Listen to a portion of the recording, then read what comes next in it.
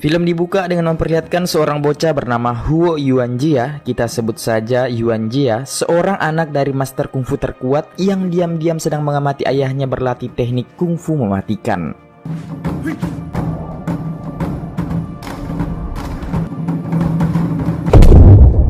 Terbukti saat ayahnya melakukan teknik terakhir yang terlihat biasa saja dengan menggebrak kursi beton, tapi setelah sang ayah pergi dan anak mengamatinya, kursi beton tersebut ternyata terbelah seolah hancur dari dalam.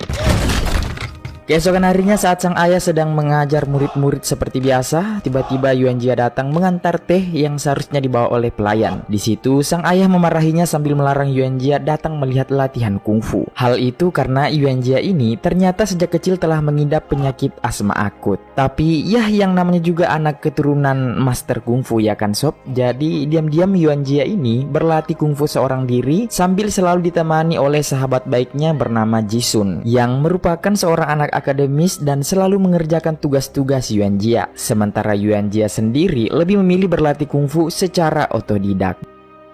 Diketahui sob kalau ayah dari Yuanjia ini merupakan salah satu ahli kungfu terbaik di kota Tianjin yang belum pernah terkalahkan. Hal itu terbukti dengan banyaknya penghargaan-penghargaan yang terpampang di dinding rumahnya.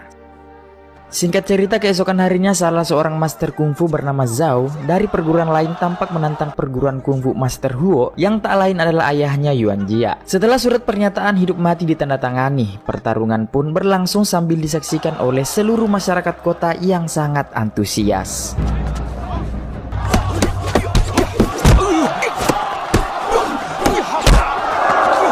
Berkali-kali Master Zhao terkena serangan, namun saat Master Huo ingin menyudahi pertarungan itu menggunakan jurus mematikan seperti pada kursi beton, tiba-tiba entah mengapa ia malah menahan serangannya. Dan atas hal itu dirinya pun rela mengalami kekalahan karena dibuat keluar dari arena pertarungan. Tapi sayangnya kekalahan itu tak dapat diterima oleh Yuanjia yang ditemukan menangis. Saat itu pula tiba-tiba anak dari Master Zhao datang sambil meremehkan aliran bela diri dari klan Huo. Tak terima dengan ucapannya itu, Yuanjia pun terpancing emosi dan langsung menantangnya bertarung. Tapi sayangnya Yuanjia yang masih lemah dengan mudah dikalahkan hingga diinjak-injak di depan umum. Jisun sang sahabat berusaha menenangkannya, namun saat berdiri Yuanjia berjanji bahwa mulai hari ini dirinya tidak akan pernah kalah lagi. Sesampainya di rumah, Yuanjia yang ketahuan telah berkelahi oleh ayahnya tampak hendak diberi hukuman. Akan tetapi beruntungnya sang ibu datang di sana dan menolongnya. Beberapa waktu kemudian Yuanjia secara diam-diam pergi mencuri buku kungfu utama perguruannya, lalu meminta Jisun untuk menyalinnya dengan segera. Hingga singkat cerita, salinan pun telah lengkap dan tak membuang waktu, Yuanjia langsung berlatih seorang diri di tempat ia biasa nongkrong dengan Jisun. Beberapa hari kemudian dengan gagah berani, Yuanjia kembali menantang anak dari Master Zhao untuk berduel ulang dan hasilnya... Ya, ternyata bakat kungfu Yuanjia ini luar biasa, yang mana tanpa guru pun dirinya mampu menguasai teknik dasar hanya dari buku dengan baik. Lalu singkat cerita, kini Yuanjia telah dewasa dan menjadi pimpinan perguruan. Saat ini Yuanjia tinggal bersama ibu dan anaknya, di mana sang ayah telah meninggoy, begitupun dengan istrinya. Dan sebab itu Yuanjia sangat memanjakan anak perempuan yang sangat ia sayangi. Di sini sang ibu mengkhawatirkan asma Yuanjia, akan tetapi dia berterus terang bahwa setelah ia latihan kungfu, asmanya pun berangsur-angsur telah hilang dengan sendirinya. Lalu sang ibu melanjutkan menasehati bahwa Yuanjia memang tak pernah terkalahkan, namun tetap harus berhati-hati karena musuh terkuat Yuanjia saat ini adalah dirinya sendiri. Nah, keesokan harinya Yuanjia kembali mendapat tantangan dari seseorang di tengah kota. Tapi sebelum berangkat, sang anak berkata akan memberi hadiah kantung bikinannya sendiri dengan syarat ayahnya harus menang dalam pertandingan tersebut. Tak lama berangkatlah Yuanjia dengan diiringi tepuk tangan masyarakat karena dirinya telah populer. Dan ternyata orang yang menantangnya adalah musuh kecilnya dahulu, yang kini dengan yakin berkata akan menang karena dirinya telah berkelana mengalahkan perguruan di 30 provinsi. Dan tanpa waktu lama pertarungan pun dimulai.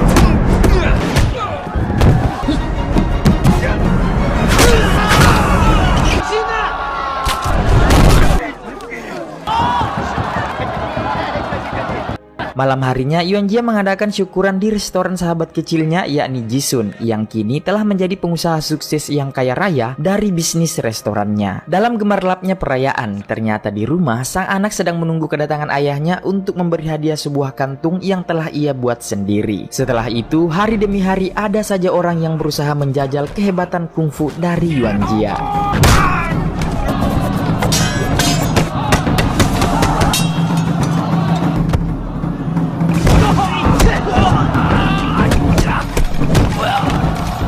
Hingga pada suatu ketika Yuan Jia mulai sedikit besar kepala, di mana dengan yakin ia menyuruh semua master yang mendaftar hari itu untuk maju sekaligus dan berhasil membuat mereka semua keok satu persatu.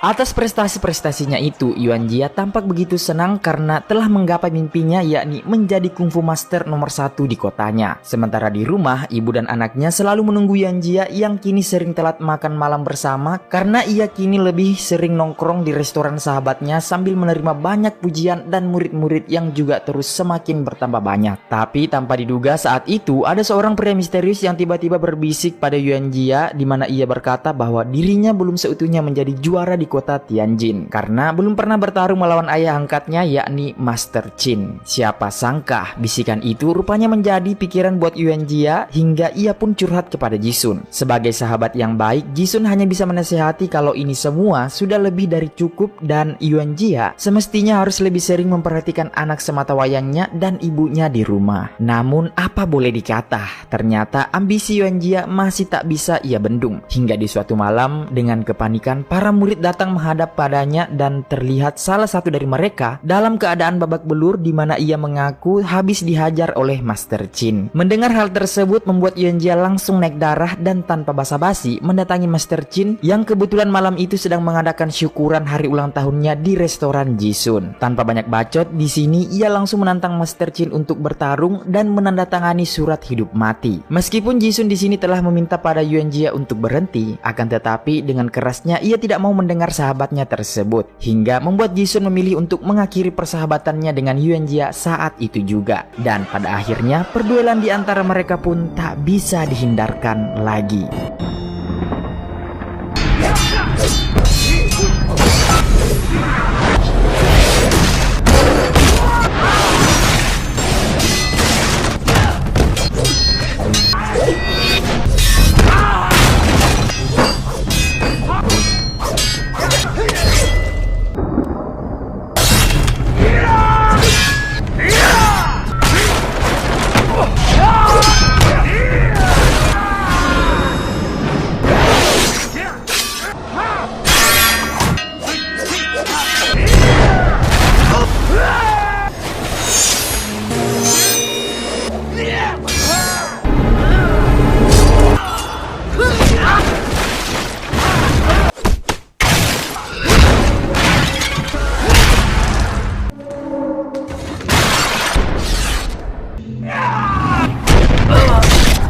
Akhirnya duel pun dimenangkan oleh Yuan Jia dengan teknik pukulan mautnya. Namun saat itu salah satu anak angkat dari Master Qin terlihat sangat marah dan memendam kebencian luar biasa. Hingga keesokan harinya di pagi-pagi buta saat Yuan Jia sedang berjalan lemas keluar dari rumahnya yang juga berhadapan dengan tempat ia mabuk-mabukan semalam. Di sana Jisun lalu menginfokan bahwa Master Qin telah meninggoy akibat dari tinjunya yang tak terkontrol. Tetapi kabar terburuk yang sebenarnya bukanlah itu, melainkan saat Yuan Jia kembali ke rumahnya, di sana ia mendapati ibunya yang sudah terbujur kaku bersimbah saus tomat. Bersamaan dengan itu, Yuan Jia juga langsung teringat akan anaknya yang ternyata keadaannya juga tak jauh berbeda, di mana sang anak pun meninggoy di tempat sambil terus memegangi kantung koin yang belum sempat ia berikan kepada ayahnya. Disitulah emosi Yuan Jia bercampur dengan kesedihan mendalam memuncak. Bagaikan orang kerasukan, dirinya langsung mendatangi markas perguruan Master Qin, yang di sana si anak angkatnya dengan jujur mengklaim kalau ialah yang telah menghabisi keluarga Yuan Jia. Dan saat Yuan Jia ingin membalaskan dendamnya,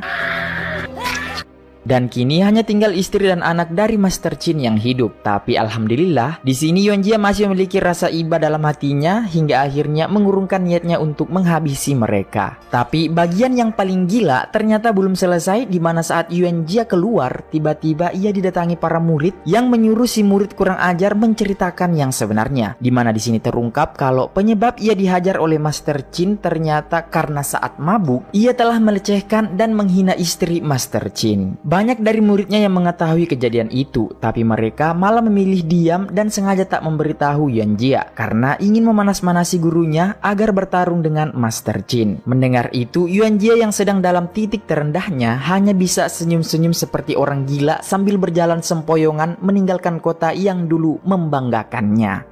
Singkat cerita, ia pun sekarang tanpa uang sepeser pun menumpang di kapal dagang yang membawanya entah kemana. Dan karena tak bisa bayar, ia pun diturunkan di sebuah desa yang tak ia kenal. Di situ ia terlihat seperti orang gila yang kelaparan. Berbagai cuaca ia lalui dengan berteduh di rumah hancur hingga pada suatu titik ia memutuskan untuk mencemplungkan dirinya ke dalam sungai. Namun untungnya takdir kematian masih belum berpihak kepadanya, di mana Yuan Jia akhirnya diselamatkan oleh penduduk suatu desa. Di sana ia dirawat oleh seorang nenek dan cucunya yang buta. Dengan sabar mereka merawat Yuan Jia yang terlihat seperti hilang akal dan lemah. Hingga beberapa hari kemudian Yuan Jia mulai membuka diri dengan kesehatannya yang makin membaik. Saat itu si gadis buta yang baik hati merawat Yuan Jia seperti pasien di rumah sakit sampai mencucikan rambutnya, yang membuat kini ia nampak segar dan mencoba beraktivitas seperti biasa dengan membantu pekerjaan di ladang yang damai dan tenang. Saat sedang menanam padi, jiwa kompetisi Yuan Jia kembali bergejolak hingga berusaha mendahului yang lainnya. Padahal di sini ia baru saja belajar menanam. Alhasil pagi harinya adik dari gadis buta pun membangunkan Yuan Jia dan memberitahu kalau kakaknya diam-diam sedang memperbaiki bekas tanaman darinya. Yang akhirnya di sini Yuan Jia mendapatkan sebuah pelajaran penting dari si gadis bahwa setiap bibit itu akan hidup. Jika ditanam secara berdekatan dan tak teratur, maka mereka tidak akan bisa tumbuh. Sama seperti manusia, mereka harus menghormati satu sama lain untuk hidup dengan damai. Hari-hari dihabiskan Yuan Jia untuk menenangkan pikiran sambil bercocok tanam dengan para warga. Hingga pada suatu pagi, orang-orang desa panik setelah mendapat info bahwa salah satu anak desa bernama Gui yang tidak lain merupakan adik dari si gadis buta telah ditangkap oleh suku tetangga akibat kesalahannya karena mencoba mencuri kerbau. Dengan demikian, seluruh warga pun ke sana untuk meminta maaf dan mencoba menyelamatkan si Gui dari hukuman penyiksaan. Sang nenek sebagai tetua desa pun secara resmi meminta maaf, namun kepala suku yang sombong tak mau memaafkan dan malah melanjutkan menghajar Gui. Yuan Jia yang tak tahan langsung maju mengajukan diri menggantikan Gui untuk menerima hukuman. Namun sang kepala suku menantang bahwa hukuman untuk orang dewasa akan berbeda, yang mana hukumannya adalah langsung dihajar dengan kungfu besi khas desa mereka. Tanpa rasa takut sedikit pun, Yuan Jia langsung menyanggupinya dan tak akan menyerang balik. Akan tetapi jika ia masih berdiri hingga dupa habis, maka Gui harus dibebaskan.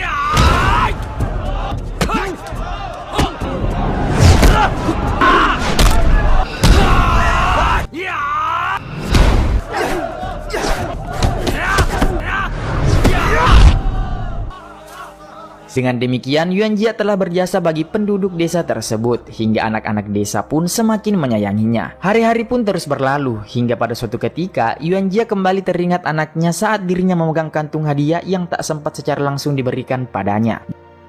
Jadi keesokan harinya, ia pun pamit untuk kembali ke kotanya dan berniat mengunjungi makam keluarganya di sana. Namun ia berjanji setelah urusannya selesai, ia akan kembali menemui si gadis dan nenek di kampung tersebut.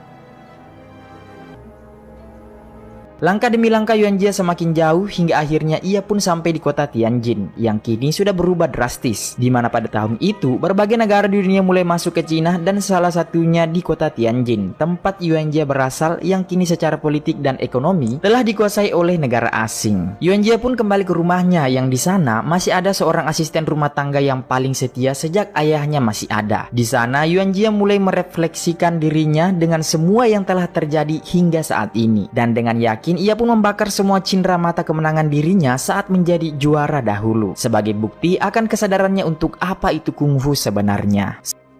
Saat mendatangi makam kedua orang tuanya, di sini Yuan Jia teringat suatu momen saat ayahnya dahulu menahan pukulan terakhirnya yang dapat menghancurkan kelapa lawannya. Dan setelah melalui semua perenungannya selama bertahun-tahun terakhir, ia akhirnya sadar kalau almarhum ayahnya inilah yang merupakan juara sejati. Keesokan harinya Yuan Jia mendatangi kediaman Master Jin untuk meminta maaf pada anak istrinya, sekaligus memberikan penghormatan terakhir pada almarhum Master Jin.